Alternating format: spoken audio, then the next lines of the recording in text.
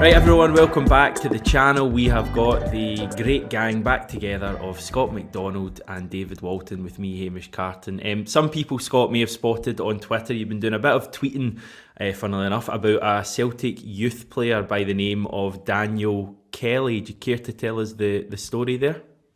Yeah, Daniel's, don't really like to sort of let it out too much. It's going to get out now, but he's my godson.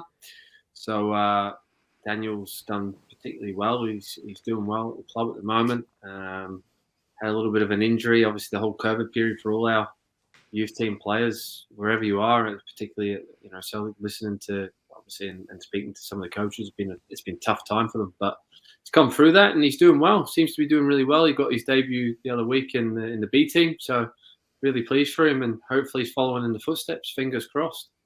I think I was at that game actually against Broomhill. I'm sure he came on in the closing stages. Is it a name we should kind of remember going forward, do you think? Look, I hope so. Don't want to put any pressure on the lads. Yeah. Long way to go, and he knows that, and he's well and truly on the ground. He's a real hard worker, and there's some real talent in that youth squad. So there's lots to be excited about coming in the future. Hopefully they get their opportunities. If you had one bit of advice, not just for Daniel, but for any player trying to make it at Celtic, obviously you didn't come through the youth academy, but would there be a bit of advice for playing first team football at Celtic that would spring to mind? Look, I can only go off my experiences, particularly when I was at Southampton, and it's never lose belief in yourself. I think physically you can get things right, you can listen to your coaches, but it's up here. It's mental half the time. You're fighting a lot of battles when you're younger as well. There's a lot of doubts now with social media as well coming into play. There's people that are seeing a lot more of you. They're knowing a lot more of you straight out the bat. So I think it's important that you're mentally strong as well and keep believing in yourself, because you've got to give yourself that belief. If you don't have that going forward, then your coaches can't give you that as well. You've got to have a little bit of swagger about you. Sound advice, David? Absolutely, aye. Would you want me to add? Did you want me to give him advice as well? I mean, you're in holiday mode already, aren't you? I mean, I know. David's going away next week, and he's had the haircut, and he's already checked out for the week. We'll move on swiftly then. Thanks for that, David. We're in December now, everyone. You may have noticed that the 1st of December, 9 games for Celtic this month, 7 of them in the league. Yeah, Scott, I'll come to you again. Thoughts on December as a player? Is it overhyped by the likes of us, or was it genuinely one of the hardest parts of the season?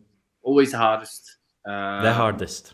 Yeah, I think so. Well, I think the hardest is running when it's tight. Right. I think because near the end of the season you get quite a few games bunched up as well when the top 6 comes as well, and if it's still in the balance. But this is a real key point as well, building up to now that we have the winter break, which obviously didn't have when I was playing, but you want to leave that in a good footing coming off that, albeit there's been a couple of occasions where that's not been the case, and Celtic have come out firing all cylinders after the winter break. Didn't happen last year, but they'll be hoping that obviously they've got one cup in the trophy cabinet by that point, and we just never know where this table lies come the end of December as well.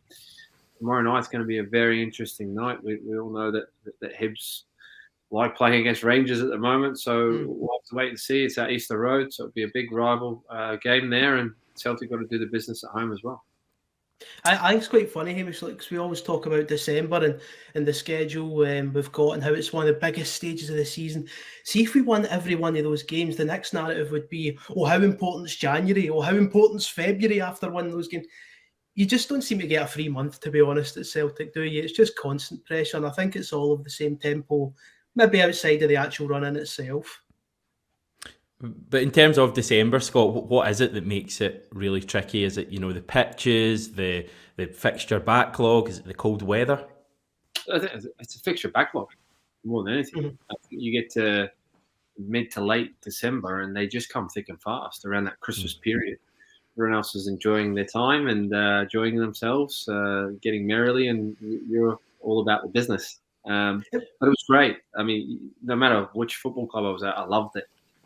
So many games, and family were coming from here, there, and everywhere to come and watch the games. It was exciting, and there's so many games of football on. So it's just a great period, isn't it? And we talk about having the fans back. It's great that fans now are going to be able to be back in those moments as well, enjoying it. One of the criticisms footballers get when they play these 2-3 games in a week is, oh, well, they're athletes. How can they not play 90-minute games 3 times a week without getting tired? What is it, Scott? Is it the mental fatigue of a hectic period like this? Is it the physical fatigue? Does it affect you as a player more than people seem to think? I think it's a bit of both. Sometimes some games you are tired. There's no question. You look at Celtic on the weekend, the travel hurts you as well when you play away from home in Europe, playing those games, flying. People's bodies react in different ways. I'd love to be fresh every single game. I can't say that happened. But yeah, it's usually your mental strength that gets you through them, the third game. Usually I found the second game the hardest, more than the third one. I think the second one was always a more difficult one for me to get through, personally speaking. But look, every individual's different. I think by the third one, I actually don't know what it was. I found my rhythm again by the third game. The second one, that midweek game, night game, just to break things up, was always a more difficult one than playing on a Saturday at 3:00. Say, oddly, I don't know why that is, guys. Yeah, I mean that's Celtic's fixtures there, everyone. We start with a home game against Hearts, of course, on Thursday. Then it's Tannadice, Dundee United on Sunday. Then Motherwell at home, and then an interesting triple header of away games. I want to get your thoughts on, guys. Ross County, St Mirren, and St Johnstone before finishing off the month at home to Hibs, and of course Rangers at home on January the 2nd. David, those fixtures are relatively tough, but I think that's just the way it is in the Premiership this season. The vast majority of teams in that league are pretty good. I think the league's as strong as it's been in a while. But those 3 away games against maybe slightly lesser teams, County, St Mirren, St Johnstone away, that seems like a potential headache right around Christmas time. 3 away games on the spin. Yeah, and I think people would look at those fixtures and go, well, they're away games you should win. Of course, there's no away game in Scotland that Celtic ideally shouldn't win, but when you look at those fixtures, they read quite well. But Scott's also going on about the travel and how that can affect. You're up in the Highlands one day, and a few days later you're in Paisley. I'm not sure what the exact schedule is this year again, off the top of my head, but very close together, I'm assuming. And it will be a good test of character. I'm sure it'll be a good test of the squad and how able some of these players are to come in and do a job. Obviously, Ange has been beating the drum about being able to rotate the squad and still having an extremely strong starting 11 available to him. I don't think he necessarily had that feeling at the start of the season that he could drop players, bring others in and still have the same effect. I think he's a bit more confident about what certain players are now bringing to the table. And they're going to be needed in December. It's going to be a hectic schedule, and if you come out of it with a lot of good results, then you're in a good place heading into the new year, no doubt. Good result on Sunday, Scott. What was the overall thoughts on that? I mean, I think Celtic can play better, but I think this kind of narrative that it was a real lucky win because of the goal we got is a bit unfair. I thought we were by far the better team. Yeah, I think controlled proceedings, majority of the game. Aberdeen defensively made it difficult for Celtic to create chances in that low block at times. But I think getting through a game like that and getting the result after a big European night, Ange touched on it at the end of the game. We felt some of these players had really, really put a lot in on the Thursday evening, which they did. It was a great game of football, that. And just sometimes when you come back from Europe as a player, you just want to get the win. By hook or by crook, it's not about that full blaze, attacking performance. It's right. We know Aberdeen are a good side. They've probably not put it all together this season, but on paper they've still got a quality team. So come to Celtic Park, make it difficult for you. And I think just getting the 3 points and keeping the pressure on Rangers to play the next day was really important for them as well. You're not too bothered as a player how you win that match. I think you can't play fantastic football and free flowing every week, guys. We know that. It's sometimes you've just got to win ugly. I don't think it was ugly. but it wasn't the free-flowing football that we've seen in recent weeks. But Jota, again, my God, he's really hit form, hasn't he? He probably should have scored another one. We're being critical, to kill the game off at that point. Even then, the team was still comfortable at 2-1 actually in the finish. But he's finding some real form right now, and anything to go by with obviously what you were reporting in the last couple of days with these new recruits coming. Celtic are going to be in some, in a great position come January/February with those attacking options. Yeah, I mean, that's what I mean when you talk about Jota and the fact he hits the post when he should score. Kyogo has one just after that as well that's really blocked well by the goalkeeper. If either of those go in, you're talking about a 3-1 win, and it's a very confident win, I think. It's a brilliant result after Thursday night. I thought some of the football we played on Sunday was really good, actually. I just think when it's 2-1, that there seems to be a wee bit of a narrative at the moment. I don't know if it's coming from the media, fans of other clubs, maybe even some Celtic fans, that we're really not playing well at all at the moment, but we're winning. I thought we were pretty good on Sunday. I think we can definitely play better, but I thought some of the football we played was good, and I think you could say the same about the St Johnstone game. But are we going to see a blowaway result on Thursday night, David? Some of the football we saw at the start of the season type stuff. It's so naive to think that we're just going to turn up every home match and blow the opposition away. It's so disrespectful to the rest of the teams in Scotland for a start, in my opinion. We're acting as though these guys don't have good footballers and that they're just going to turn up and let us strut about the place and dominate them. Scott, you know yourself, especially when it's a close title race, the amount of games that you need to, try and play through and try and see out, and with narrow advantages. We did it a lot during the 2007-08 campaign under Gordon. And it was good to see on Sunday against Aberdeen, to be honest, Hamish. I thought we had to show a bit of a different side to our game. And we limited Aberdeen at 2-1 to absolutely nothing, I think. Yeah, they had the one header, didn't they, that Juranovic headed off the line, and that was it. Yeah, that was a set piece. the header, to be fair, aye. But again, it was dealt with, and that's all that matters.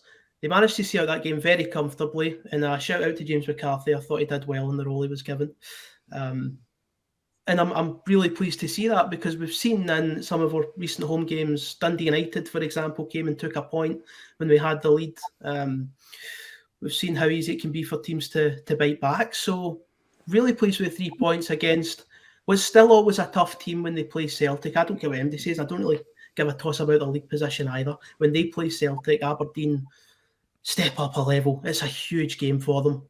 And we've managed to see it through. So I'm pleased with that. And with regards to a blowaway performance on Thursday, just disrespectful to Hearts again, to be honest, because there's no Hearts fans watching, so I don't care about being disrespectful to Hearts. They've got good players. They've got very good players. They've got good players. They've got better players than Aberdeen. And on our day, we can turn up and I think give them a going over. I think it's naive to say we can't. But to demand it or anything like that is over the top. It's a big game coming at a crucial time in the midst of a hectic schedule. If we can put a confident display, win the game, get our 3 points, and show a degree of comfortability in doing it, I'll be a happy supporter, 100%, because Hearts are no mugs this season. They've already taken points at Ibrox. They beat us. They beat us at the start of the season. So if we can do a job on them and get the result at Parkhead, doesn't need to be a rout for me, Hamish. I'll take the 3 points and a couple of goals.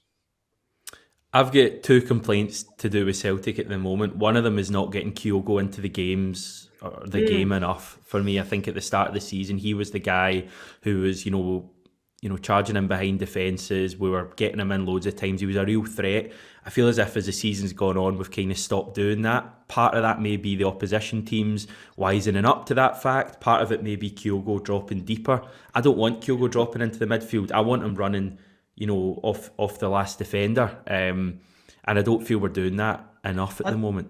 I don't know about you, Scott, but I think that's maybe more down to not having Ryan Christie anymore and Tom Rogic being out of the team. I don't think David Turnbull's been as on it as he can be. He should be able to see a run and play. I mean, I think he's been a bit hesitant with his final ball at times, Turnbull, in recent weeks. But that's just personal opinion. Scott, what were you going to ask me, Hamish? Sorry. Yeah, when you were playing and you famously made runs off the last man and get so many 1-on-1s, would it frustrate? Well, obviously would frustrate you when you didn't get that pass. But can you just talk us through the kind of the mindset of being the mindset of being an attacker and maybe not getting that pass when you're making a brilliant run? It can get you down, yeah. Your confidence can go a little bit. You can get frustrated. I don't think he's the type to get frustrated, though. I think he's a really good character. I think the Japanese way is sort of just to keep working hard, disciplined, good teammate, and I think he'll just keep doing what he has to do. I think you're right, though, David, in terms of I think Tom being out the team.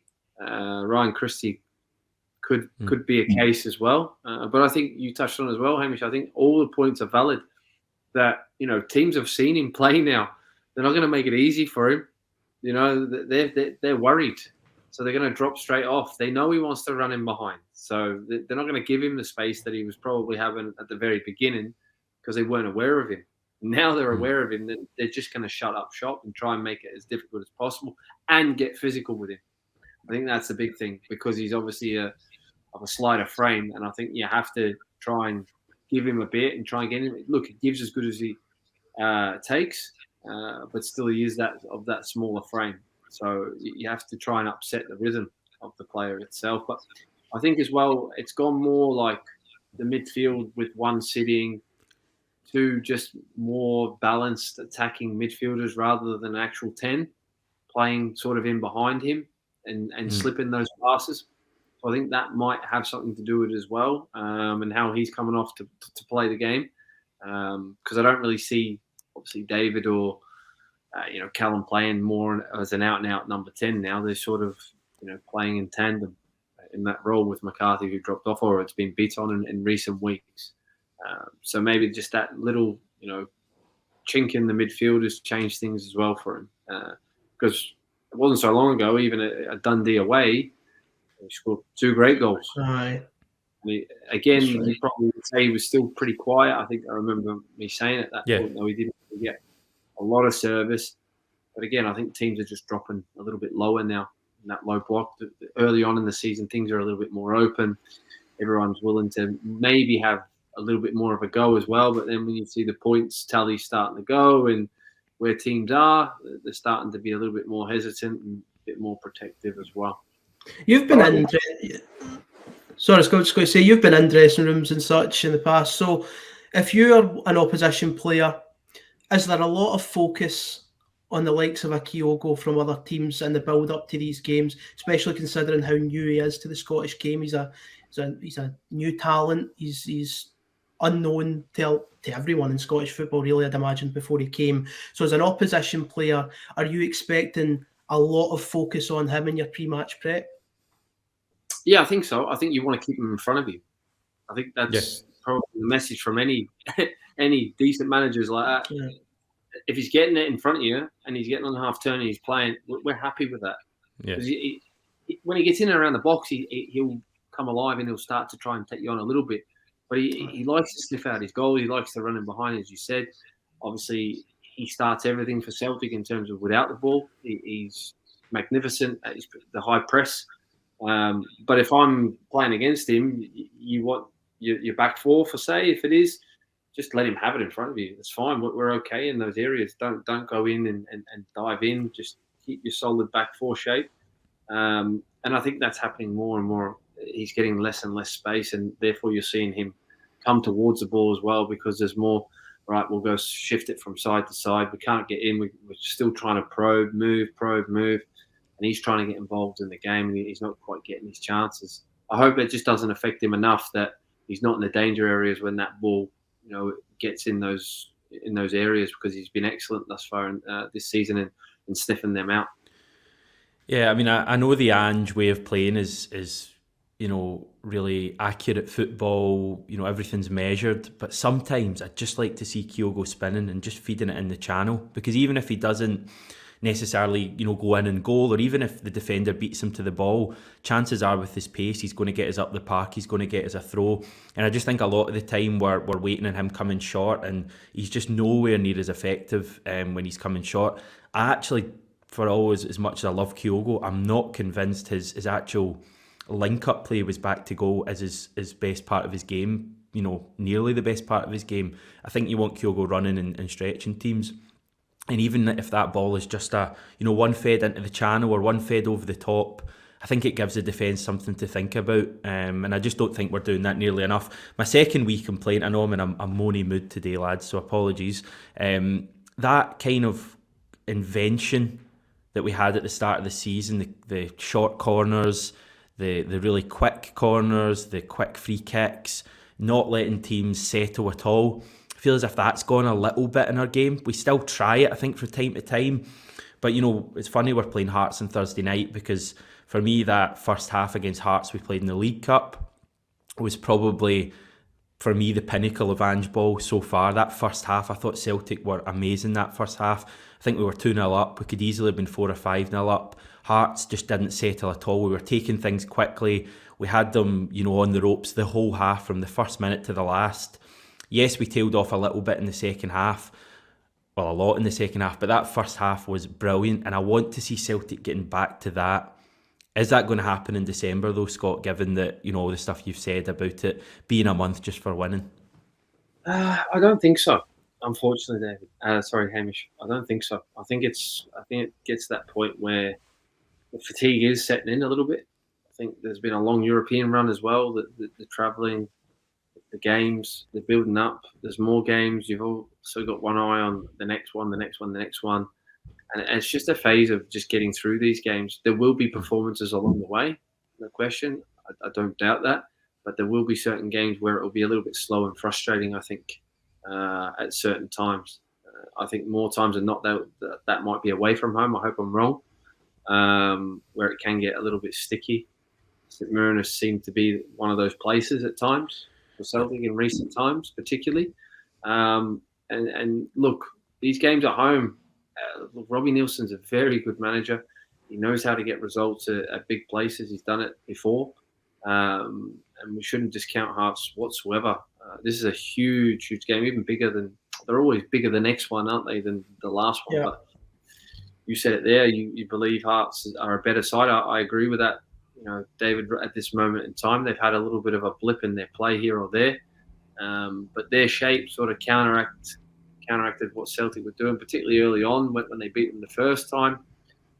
They'll come and try and do the same thing, and they'll make it hard. They'll frustrate Celtic. They'll try and make it frustrating. And if Celtic can't break through early doors, it could be a long evening, guys. To me, they're one of the teams outside of maybe Rangers. If you don't get a goal against them the first half hour, they have the experience. They have the quality to grow in confidence from that and really start to not control the game, but feel extremely comfortable in the game. And I think we want to avoid that happening tomorrow night. You were going about the invention there, Hamish. I think it's still important to remember, though, that we've scored, I think it's 9 goals in the last 4 games. It's not as if Celtic are struggling to find the way to go. We had the 4 at Dundee, only 1 against St Johnstone, 2 against Aberdeen, 2 against Bayer Leverkusen, So if this is us tired, I'm quite happy with it, with what they're showing. But with tomorrow night, it's going to be a tough game. I really love this fixture. I've always loved it. Ever since I started supporting Celtic, I've loved the games against Hearts. Home or away, they're absolutely brilliant. And hopefully we can see it through tomorrow. Predicted 11 time then, guys. I know I've chucked you in the deep end there, Scott, but I'm sure you can work something out. We'll come to David first. We should say we've not got Ange's presser at the time of recording. He's doing it literally as we speak, so I may have some injury news at some stage. Nero Buton's available, Tommy Rogic is available, and that's it for tomorrow. Any update on Christopher Jullien? Nah, mate, nothing really. Is it still expected a period? Is there a time frame on him coming back yet? Nah, not really. We're just he's working through things, and once he gets close, I'll let you know. I've gone for obviously Hart and goal. I've went with Ralston at right back, centre back partnership, Carter Vickers and Welsh, Juranovic of course at left back. That back four kind of picks itself for me, guys. Mm-hmm. I've got Beaton in there if he's fit. I think he'll come in for McCarthy. I think this is the rotation Ange's on about, so I think he'll come in with McGregor. James Forrest on the right. I've gone for Rogic to start, just assuming he's fit. So I've got Forrest on the right. We're Rogic, doing this in a weird order, by the way. We've gone from Have I? Forrest to Rogic. I don't know what's going on, but I'm we'll doing let I'm it doing slide. the three across the attack. Hamish, what you want? Forrest on the right. I've got Rogic as your number 10. I've got Jota on the left and Kyogo up top. Just the standard back to front order, Hamish. I'll do it by player numbers next time if you want. But that's my 11. Again, I think it's probably the strongest we could pick for Hearts. I don't envisage McCarthy keeping his place. Not because the performance was poor, guys. Just I think he'll bring Beaton in. I think Forrest will come in for Abada, who I did think was quite poor, to be honest, at the weekend. So that's my starting 11. Would you agree, Hamish? What have you got? So same keeper, same defence, same front three. Midfield, you've kind of swayed me a little bit with Beaton. I've got a new Celtic midfield, but I'm already doubting myself because Ange doesn't really tend to kind of do too many new things. But I've got McCarthy holding with McGregor and Rogic in front of them, so no Turnbull. I think Turnbull started virtually every game under Ange. So I'm doubting myself already, Scott. What would the thoughts be in that midfield? Just in general, McCarthy with Rogic and McGregor in front, would that work? Yeah, I don't see McCarthy being able to play 2 games in the space of 4 days when he's not done it previous. Yeah. So I think it would be... Just call me an idiot, it's fine, lads. There's not a lot of legs in there outside of McGregor either, is there? No, I think it's silly for us to think that that would be the case. We change, could be surprised of going back to McGregor sitting in Rogic and Turnbull. Turnbull plays, but you make a it just depends on whether or not Beaton is actually fit and ready to go. If he's not, then I could see McGregor being the sitter rather than Beaton. I just don't. I rule McCarthy to play 2 straight games in 4 days.